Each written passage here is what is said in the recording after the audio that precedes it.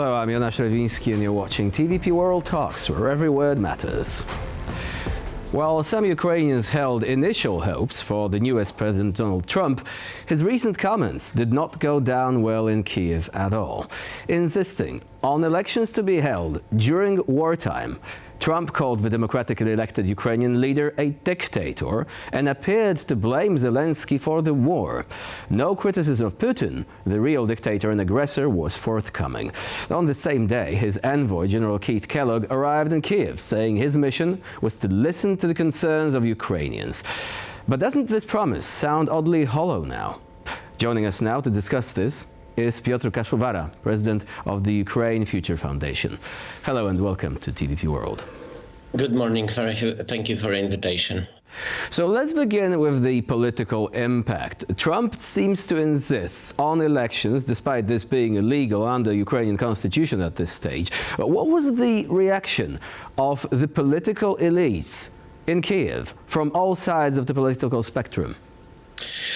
You know, I need to say everyone is a bit shocked for now in Ukraine. Even yesterday, just a few minutes after we received information about Donald Trump's words, I've been asking my Ukrainian friends what they think about it, and they still haven't seen it in news. So they've been asking me, are you sure that Donald Trump said something like that? Maybe this is just Russian propaganda. Maybe this is the disinformation. Maybe he meant something different. So a lot of people didn't want to believe that American president said something like that about Ukrainian president and about Ukraine itself. But during the day, everyone started to know that this is actually unbelievable, but true. So Ukraine was waiting for Donald Trump to be a president. Maybe not a whole Ukraine, but a lot of people in Ukraine believed that Donald Trump is this kind of a leader who can negotiate good and good peace for Ukraine with his strong hand and with the strong arguments. And no one was thinking in Ukraine that Donald Trump can say something like that about Ukrainian president. And a lot of people still believes that this is kind of a strange way of negotiations of Donald Trump. But sometimes I think this is like a big fate, you know, not facts, because the facts are saying that United States of America are not that much supporting Ukraine as the previous administration of the previous president of the United States. But still, these are the words. We still do not know what Donald Trump and his administration will do, because we can say a lot of things about Donald Trump, but we will all agree that he is a master of chaos. And this chaos is actually a good thing for negotiations. It's a good thing for the war, because the enemy can be surprised, and no one can say for sure what Donald Trump will do. But still, the words are also important, and somewhere in the history books it will be written in the future that at the beginning of Trump's leadership in the United States of America and in the world, he called President of Ukraine a dictator, and he blamed Ukraine for starting the war. Which is not true, and we're going to do a bit of fact-checking in a moment. But first, I would just like to confirm, what was the reaction of other politicians, perhaps President Zelenskyy's rivals, like Petro Poroshenko? Did they say, yes, that's a great idea, let's run the elections now, or did they respond in a different way? Because this also is an indication of how the political scene in Ukraine perceives this particular exchange of comments. Petro Poroshenko, even he is an oppositionist to some of the political political goals of Volodymyr Zelenskyy and his administration. For a long time, Poroshenko was saying that this is not a good moment for organizing elections. First point, this is illegal according to the Ukrainian law, and if you will compare it with the Polish law as well, in the state of war in Poland, we won't see any elections. And Poland is a democratic country, and no one has any doubts about it. So the Ukrainian constitution is saying the same. In the state of war, we can't organize elections because there is a lot of issues that can happen and a lot of risks that we need to manage, and we need to know what we will do, for example, with people who are staying under the Russian occupation.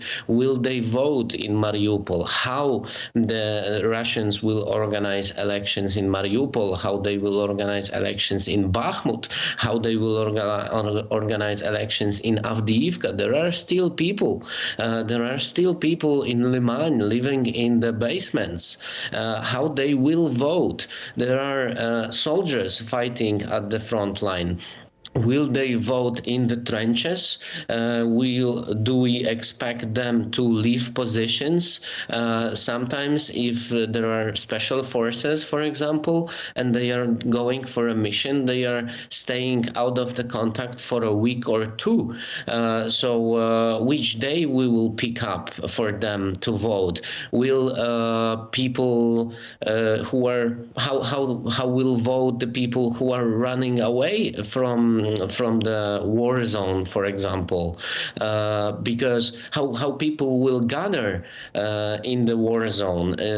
We have been visiting frontline not so long time ago with Christmas gifts, and we wanted to give Christmas gifts to the children living at the front line and near the front line, and it was almost impossible because no one wanted to gather because this is very risky. What will we do if the rocket or a drone or anything will hit the international observers? So an immense difficulty when it comes to practical issues and the legal framework. Would you say that the comments made by Donald Trump could lead to the Ukrainian society consolidating around President Zelenskyy instead?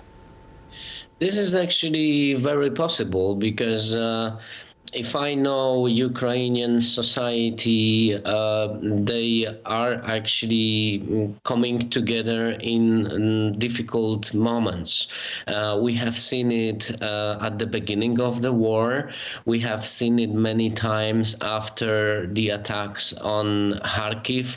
We have seen it after the attacks on the children's hospital Ohmad in Kyiv. Putin and his regime thought that they will break Ukrainian society because of the mass murderers, because of all these tragedies that they founded to the Ukrainian society.